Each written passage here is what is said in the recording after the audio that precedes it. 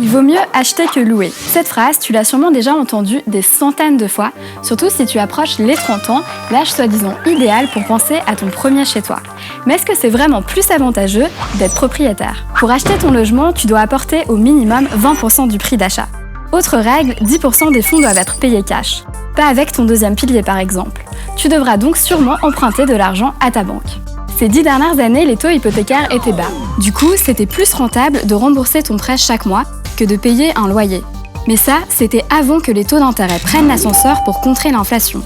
Depuis fin 2021, ils sont passés en moyenne de 1,27% à 3% pour un emprunt à 10 ans. Résultat, rembourser ton prêt chaque mois peut te coûter 2 fois plus cher si tu dois renouveler ton hypothèque. Heureusement que les loyers des locataires, ils ne doublent pas comme ça. Être propriétaire, c'est aussi plus de frais au quotidien. Parce que c'est à toi de payer les éventuels dégâts ou les frais de rénovation de ton logement. Tes impôts peuvent aussi augmenter en fonction de la valeur de ton logement. Elles s'ajoutent à tes revenus sur ta déclaration fiscale. Reste que si tes charges sont supérieures à la valeur locative, tu peux les déduire de tes impôts. Et c'est pareil pour les intérêts hypothécaires. Acheter n'est donc pas forcément plus avantageux que louer.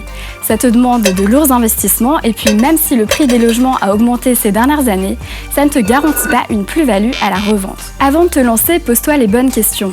Quels sont tes fonds propres? Quel est l'impact fiscal de ton achat? As-tu suffisamment d'argent pour faire face à des changements inattendus? Tu peux faire des simulations financières en ligne pour t'aider à prendre ta décision. Alors maintenant, dis-nous ce que tu préfères, acheter ou louer?